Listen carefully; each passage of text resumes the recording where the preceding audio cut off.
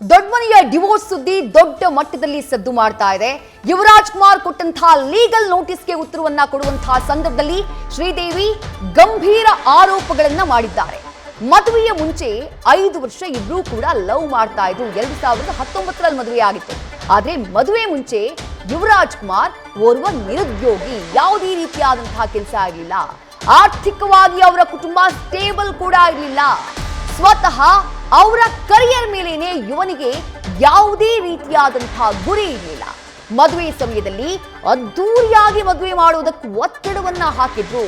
ಯುವ ಕುಟುಂಬದ ಕಡೆಯಿಂದ 10,000 ಜನ ಬಂದಿದ್ರು ಆ ಮದುವೆಗೆ. 2019ರಲ್ಲಿ ಮದುವೆಯಾದಾಗ ಪತಿ ಯುವ ಕೊಟ್ಟಂತಹ ಲೀಗಲ್ ನೋಟಿಸ್ಗೆ ಶ್ರೀದೇವಿ ಕೊಟ್ಟಿರುವಂತಹ ಆ ರಿಪ್ಲೈ ಇದೆಯಲ್ಲ, ರಿಪ್ಲೈ ನೋಟಿಸ್, ಅದ್ರಲ್ಲಿ ಮೆನ್ಷನ್ ಮಾಡಿರುವಂತಹ ವಿಚಾರಗಳಿವು. 5 ವರ್ಷ ನಾವು ಪ್ರೀತಿ ಮಾಡ್ತಾ ಇದ್ವಿ. 5 ವರ್ಷ ಲವ್ ಮಾಡಿದಂತಹ ನಂತರದಲ್ಲಿ 2019ರಲ್ಲಿ ನಾವು ಮದುವೆಯಾದ್ವಿ.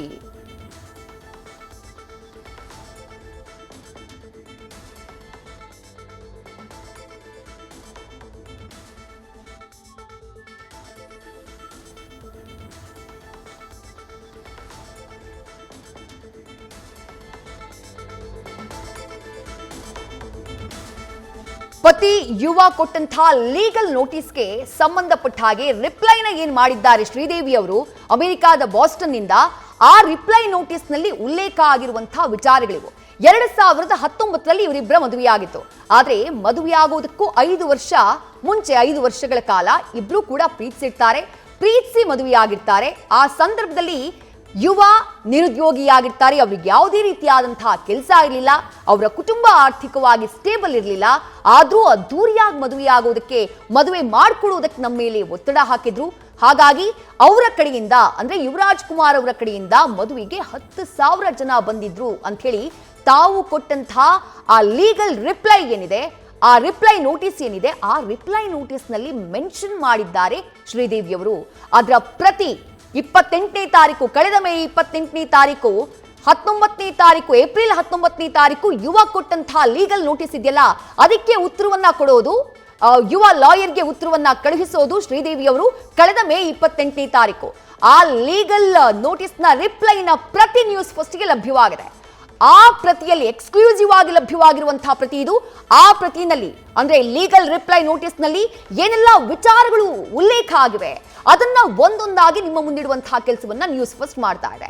ಹಲವು ವಿಚಾರಗಳನ್ನ ಉಲ್ಲೇಖ ಮಾಡಿದ್ದಾರೆ, ಹಲವು ಆರೋಪಗಳನ್ನ ಮಾಡಿದ್ದಾರೆ ಯುವರಾಜ್ ಕುಮಾರ್ ಅವರ ವಿರುದ್ಧ. ಅವರ ಪತ್ನಿ ಶ್ರೀದೇವಿ ಲೀಗಲ್ ನೋಟಿಸ್ಗೆ ಉತ್ತರವನ್ನ ಕೊಡುವಂತಹ ಸಂದರ್ಭದಲ್ಲಿ ಮೊದಲನೇದಾಗಿ ಸಹ ನಟಿಯ ಜೊತೆ ಅಫೇರ್ ಇತ್ತು ಯುವರಾಜ್ ಕುಮಾರ್ ಅವರಿಗೆ. ಅವರನ್ನ ಮನೆಗೆ ಕರ್ಕೊಂಡು ಬಂದು ನನ್ನ ಜೊತೆ ತುಂಬಾ ಕೆಟ್ಟದಾಗಿ ನಡ್ಕೊಂಡ್ರು ಯುವರಾಜ್ ಕುಮಾರ್ ಅವರು.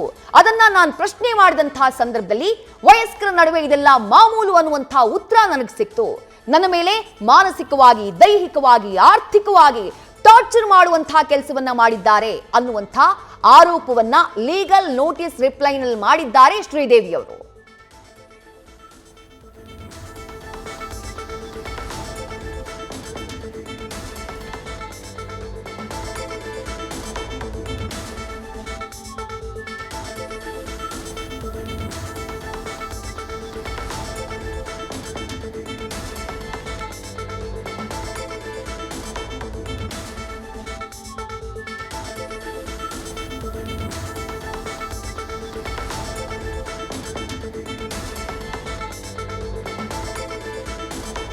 ಯುವರಾಜ್ ಕುಮಾರ್ ಅವರು ಕೊಟ್ಟಿರುವಂತಹ ಲೀಗಲ್ ನೋಟಿಸ್ ಏನಿದೆ, ಆ ಲೀಗಲ್ ನೋಟಿಸ್ಗೆ ಶ್ರೀದೇವಿ ಅವರು ಏನು ಉತ್ತರವನ್ನ ಕೊಟ್ಟಿದ್ದಾರೆ ಅದರ ಪ್ರತಿ ನ್ಯೂಸ್ ಫಸ್ಟ್ಗೆ ಲಭ್ಯವಾಗಿದೆ.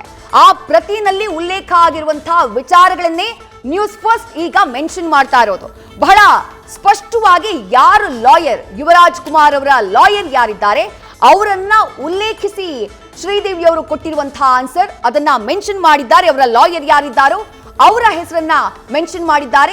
ಅದರ ಜೊತೆಗೆ ಅವರ ಗುರುರಾಜ್ ಕುಮಾರ್ ಅಂದ್ರೆ ಯಾರು, ಯುವರಾಜ್ ಕುಮಾರ್ ಅವರ ಇನ್ನೊಂದು ಹೆಸರು, ಅದನ್ನ ಕೂಡ ಬಹಳ ಕ್ಲಿಯರ್ ಆಗಿ ಇಲ್ಲಿ ಮೆನ್ಷನ್ ಮಾಡಲಾಗಿದೆ. ಗುರುರಾಜ್ ಕುಮಾರ್ ಅನ್ನುವಂತಹ ಹೆಸರನ್ನ ಮೆನ್ಷನ್ ಮಾಡಲಾಗಿದೆ.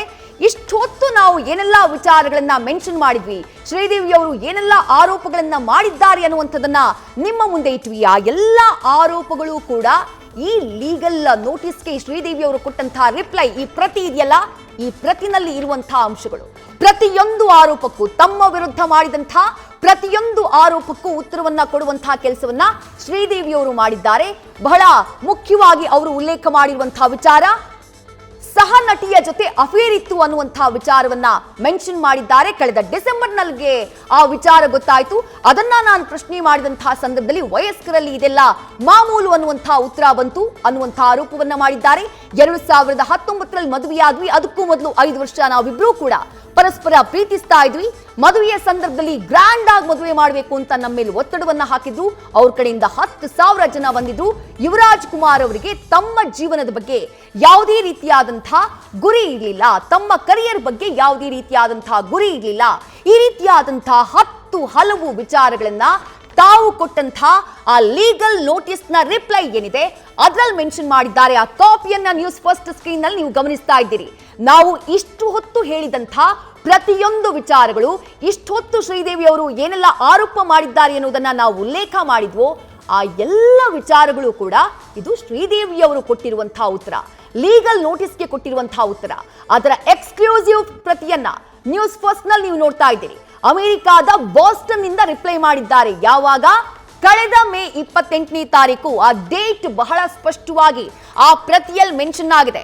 28/5/2024 ಕಳೆದ ಮೇ 28ನೇ ತಾರೀಕು ರಿಪ್ಲೈ ಮಾಡಿದ್ದಾರೆ ಶ್ರೀದೇವಿ ಅವರು.